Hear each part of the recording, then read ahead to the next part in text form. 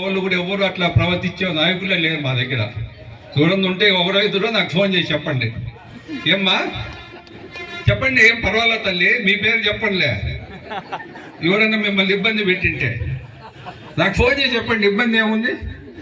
అది కూడా ఎవరన్నా డబ్బులు ఆశించినా, ఏదన్నా మిమ్మల్ని ఇబ్బంది పెట్టినా, మీ భూములు అడిగినా, మీ భూములు తీసుకున్నా, ఆన్లైన్లో ఎంఆర్ఓతో మాట్లాడి మోసం చేయాలని చూసినా నాకు ఖచ్చితంగా చెప్పండి తల్లి. నా ఫోన్ నెంబర్ మీకు దగ్గర ఉంది, చాలా మంది దగ్గర. ఖచ్చితంగా చెప్పండి. నేనైతే అట్లా ఎంకరేజ్ చేసేవాడిని కాదు, తప్పుడు పనులు చేయించేవాడిని కాదు, మాకు అవసరం కూడా లేదు.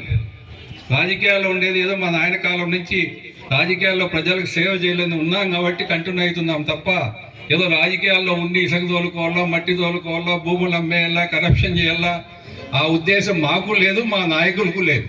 నాకు తెలిసినంత వరకు ఏ మండలంలో కూడా ఈరోజు మేము అట్లా పనులు చేసేది ఉంటే ఇన్ని సంవత్సరాలు 64 సంవత్సరాల నుంచి రాజకీయాల్లో మీరు మాకు ఓట్లు లేదు. అవునా కదా చెప్పండి. 64 సంవత్సరాలు మా నాయనకు 62లో ఓటు వేసినారు, నాకు మళ్ళీ 2024లో ఓటు వేసి 64 సంవత్సరాల ముందు మా నాయన ఎమ్మెల్యేగా గెలిపించినారు. ఎందుకు వేస్తారమ్మా? మేము తప్పు పని చేసో ప్రజలకు ఇబ్బంది పెడతామంటే కలిగిరి మండలం ఎల్లప్పుడూ మాకు 6,000 7,000 మెజార్టీ వస్తుంది. ఎవరిని ఇబ్బంది పెట్టలేదు కాబట్టి. ఓడిపోయినా అధికారం లేకపోయినా ఎందుకు వేస్తారు కలిగిరిలో చెప్పండి? మంచితనం వల్ల, మా కుటుంబం చేసిన మేలు వల్ల, 10 మందికి సహాయం చేసాం తప్ప ఎప్పుడు ఎవరికి చెడ్డ చేసింది లేదు. ఇప్పుడు మా వాళ్ళు అంటూ ఉంటారు, వైసీపీ వాళ్ళు మమ్మల్ని అంత ఇబ్బంది పెట్టి ఇప్పుడు కేసులు పెట్టలేదు అంటారు. మా వాళ్ళు చాలా మంది మా పైన కొట్లాడతారు వచ్చి కొంతమంది నాయకులు.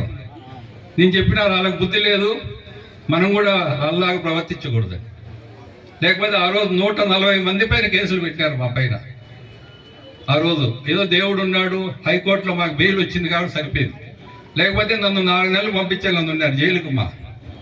4 నెలలు పెట్టిన కేసులు తెలిసినా మీకు? తుపాకీ కాల్చినట్లు, తుపాకీ లేదు, తుపాకీ కాల్చేదేడా అంటే అన్ని తప్పుడు కేసులు ఆ రోజు పెట్టింది. చంద్రబాబు గారితో పాటు మా పైన కేసు, అందరిలో కేసులో, పీలేరులో కొంతమంది నాయకుల పైన, కాన్స్టిట్యూన్సీలో 145 మంది పైన. ఆ రోజు నా భార్య వచ్చి ఇల్లు తిరిగింది, ధైర్యం చెప్పింది, నేనున్నా మీకెందుకు అని చెప్పి. భయపడేవాళ్ళు కాదు మేము, నేను కానీ మా కుటుంబం కానీ. కేసులు పెట్టి నన్ను లోపలేసి 140 మందిని లోపలేసి ఎలక్షన్ వచ్చేస్తుంది, అంత లోపల మేము బయట రాము, ఎలక్షన్ చేసుకోవాలని చూస్తున్నారు వైసీపీలో. అసలు కథ అది. దేవుడు మాకు అనుకూలంగా బెయిల్ వచ్చింది హైకోర్టులో. నా భార్య ఇల్లు తిరిగింది, ధైర్యం చెప్పింది. కేసుల్లో అందరికీ బెయిల్ తెచ్చిన, అరెస్ట్ కాకుండా పాపం పీలేళ్ళు 2-3 అరెస్ట్ అయినారు. చేపల సూర్య ఒకడు అరెస్ట్ అయినాడు, రెడ్డి ముని ఒకడు, సందీప్ ఒకడు. టకాని పోలీసులకు తెలిపినారు. అప్పుడుండే సిఐ గారు వీళ్ళు ముగ్గురిని అరెస్ట్ చేసి మదనపూర్లో జైల్లో పెట్టారు, తప్పుడు కేసు. మేమంతా బయట ఉన్నాం. నా భార్య పోయి దానిలో జైలుకి పోయి చూసి వచ్చింది. నా భార్యకు అసలు జైలే తెలియదు ఎట్లుంటుందో. నాకు చెప్పింది జైలు కూడా పంపించిన ఉందని చెప్పింది వాళ్ళు వచ్చిన తర్వాత. తప్పదు, ఇంకా మన కోసం జైలుకి పోయినాక తప్పదు కదా అని చెప్పిన. కాబట్టి నేనుంటే కూడా వచ్చి చూడాల్సి వచ్చు కదా, ఇంకా రాళ్ళు మన వాళ్ళే కదా, తప్పదు పోయా అని చెప్పిన జైలుకు. మదనపల్లి జైలుకు పోయి వచ్చిన. ఎందుకు చెప్తున్నా అంటే వాళ్ళు చేసిన అరాజకాలు వైసీపీ నాయకులు ఆ రోజు మేమంతా తట్టుకొని నిలబడినాం కాబట్టి ఈరోజు మీ ముందర ఉన్నాం ఆ రోజు. కాబట్టి మీరందరూ ఎల్లప్పుడూ రుణపడి ఉంటుంది మా కుటుంబం కానీ, తెలుగుదేశం పార్టీ కానీ. మాకు ఇన్ని ఓట్లు వేసి గెలిపించారు మీరందరూ కూడా.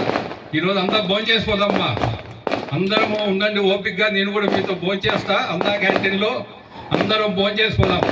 అందరికి తెప్పించినారా? మీరు ఊరు డబ్బు